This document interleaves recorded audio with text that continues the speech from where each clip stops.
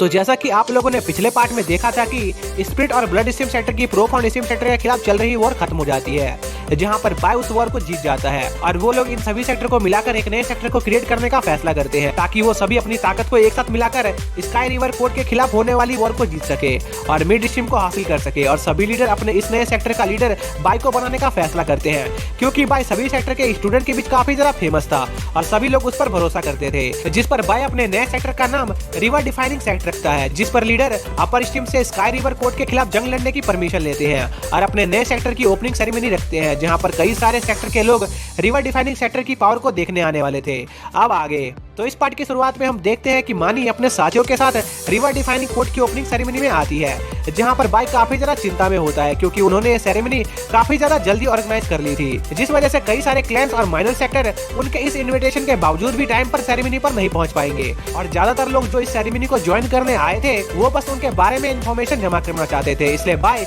Jung से कहता है कि अगर वो लोग स्काई रिवर कोड के खिलाफ इस वॉर को हार जाएंगे तो उन्हें एक इनर बैटल के लिए तैयार रहना होगा, क्योंकि हो सकता था कि कुछ क्लैंस उन्हें धोखा देने की कोशिश करे। जिस पर ह्यूग बाय को चिंता करने से मना करता है क्योंकि उन्होंने मानी को इसी काम के लिए यहाँ पर इनवाइट किया था ताकि मानी ऐसे लोगों पर नजर रख सके। पर मानी इस काम के लिए अपने साथ काफी सारे लोगों को ले आई थी, इसलिए मानी कुछ लोगों को सिटी के बाहर भी लोगों पर नजर रखने को भेज देती है। इसी दौरान पिली स्ट्रीम और प्रो फाउंड स्ट्रीम सेक्टर के कुछ स्टूडेंट की आपस में फाइट होने लगती है, क्योंकि उन्होंने वॉर में अपने साथियों की जान लेने के लिए अभी भी एक दूसरे को माफ नहीं किया था और उनकी एक दूसरे के लिए नफरत कभी खत्म नहीं होने वाली थी, जो देखकर टर्मिनल सेक्टर को ऐसा लगता है कि अभी भी डाउन स्ट्रीम सेक्टर के लोग एक दूसरे से नफरत करते हैं, जो बात उनके आने वाली वॉर के लिए बिल्कुल भी ठीक नहीं थी और हो सकता था कि उनका यह सेक्टर वॉर में जाने से पहले ही टूट जाए। जिसके बाद हम कुछ लोगों को देखते हैं जो छुपके से कहीं पर जा रहे थे, पर मानी उन लोगों को देख लेती है और हमें पता चलता है कि वो लोग प्रो फाउंड स्ट्रीम सेक्टर के डिसाइपल्स पर हमला करने जा रहे थे ताकि वो उन्हें उनके द्वारा किए गए वॉर क्राइम के लिए उन्हें सजा दे सके। जिस पर मानी उनसे कहती है कि ओपनिंग सेरेमनी के दौरान किसी भी स्टूडेंट पर अटैक करना मना है और वैसे भी ये ओपनिंग सेरेमनी सभी सेक्टर के लिए काफी बढ़िया थी, इसलिए मानी उस आदमी को सलाह देती है कि उसे पुरानी बातें भुलाकर आगे बढ़ना चाहिए, क्योंकि वैसे भी उस वॉर का मेन क्रिमिनल लीडर कियान काफी लंबे समय से गायब था, जो कि उस वॉर का रियल कारण था। पर वो लोग मानी की कोई बात सुनने को तैयार नहीं होते हैं और हर हालत में प्रो फाउंड स्ट्रीम सेक्टर के लोगों से अपने साथियों की मौत का बदला लेना चाह रहे होते हैं, इसलिए वो लोग मानी को उनके रास्ते से हट जाने को कहते हैं, पर मानी इसे मना कर देती है। जिस पर वो लोग मानी पर हमला कर देते हैं, जिस पर मानी उनसे कहती है कि अगर वो लोग उसे मजबूर करेंगे तो उसे मजबूरन उन लोगों को जान से मारना होगा। पर वो आदमी अभी भी मानी की कोई बात सुनने को तैयार नहीं होता है और मानी से लड़ने लगता है, क्योंकि वो अपनी फैमिली के मेंबर की मौत का बदला लेना चाहता था। जिस पर मानी उस आदमी के अटैक को नहीं रोकती है, जो देखकर वो सभी लोग काफी ज्यादा हैरान होते हैं और मानी उनसे कहती है कि अगर उन्होंने अपनी हरकतें बंद नहीं की तो उनकी फैमिली ने जो सैक्रिफाइस किया वो बेकार हो जाएगा, क्योंकि उनकी फैमिली ने अपने आप को इसलिए सैक्रिफाइस किया था ताकि उनके सेक्टर पर कोई खतरा ना आए। और इस सेरेमनी के कंप्लीट होने से सभी सेक्टर के बीच शांति कायम होने वाली थी,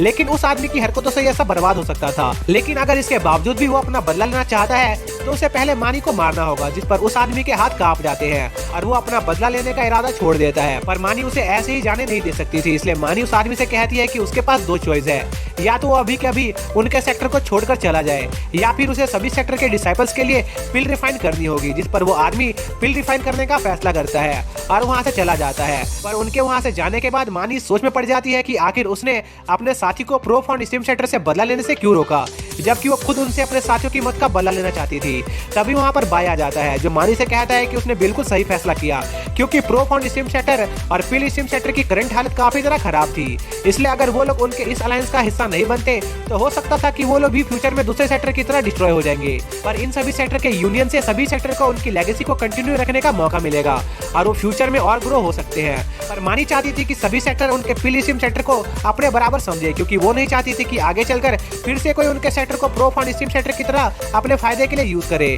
जिस पर बाय मानी से वादा करता है कि उसके होते हुए वो किसी को भी पिल स्ट्रीम सेक्टर का फायदा नहीं उठाने देगा। और पिल स्ट्रीम सेक्टर और प्रो फाउंड स्ट्रीम सेक्टर के लीडर दूर से ये सब देख रहे होते हैं, जहां पर पिल स्ट्रीम सेक्टर के लीडर बाय की ऑनेस्टी और हम्बलनेस को देखकर काफी ज्यादा इंप्रेस थे, जिस पर प्रो फाउंड स्ट्रीम सेक्टर के लीडर भी बाय की काफी ज्यादा तारीफ करते हैं, क्योंकि अगर बाय नहीं होता तो अभी तक उनका प्रो फाउंड स्ट्रीम सेक्टर पूरी तरह से तबाह हो चुका होता। इसलिए वो इस बात से काफी ज्यादा खुश थे कि सभी सेक्टर एक साथ यूनाइट हो रहे थे और वो यूनियन सेरेमनी के लिए काफी ज्यादा एक्साइटेड थे। जिसके अगले दिन यूनियन सेरेमनी स्टार्ट हो जाती है, जहां पर सभी सेक्टर के डिसाइपल यूनियन सेरेमनी को अटेंड करने आ जाते हैं और काफी सारे टर्मिनल सेक्टर इस नए सेक्टर की नींव को बनता देखना चाहते थे, इसलिए वो अपने साथ उनके लिए काफी सारे गिफ्ट्स भी लेकर आए थे। जिसके बाद सभी लीडर वहाँ मौजूद सभी ऑडियंस से कहते हैं कि वो सभी अपने सभी सेक्टर को मिलाकर एक नया सेक्टर बनाने जा रहे हैं, जिसके लिए उन्हें एक ऐसे लीडर की जरूरत थी जिसे सभी सेक्टर के लोग जानते हो और उस पर पूरी तरह से भरोसा करते हो। इसलिए वो इस काम के लिए बाई को सामने बुलाते हैं, जिस पर बाई सभी लोगों के सामने आता है, जहाँ पर सभी लोग बाई को देख रहे होते हैं और इतने सारे लोगों को उसे देखता देख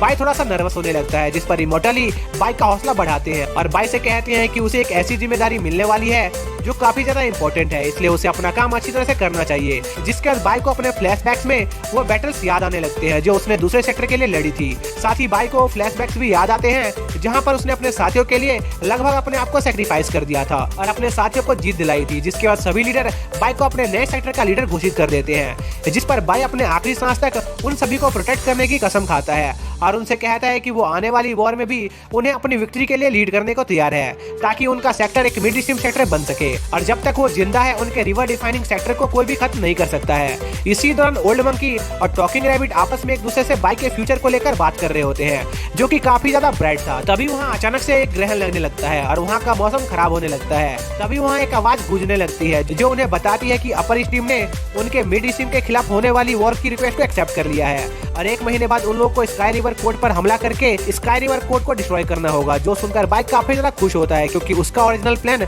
वही था। जिसके साथ ये पार्ट यहीं पर खत्म हो जाता है।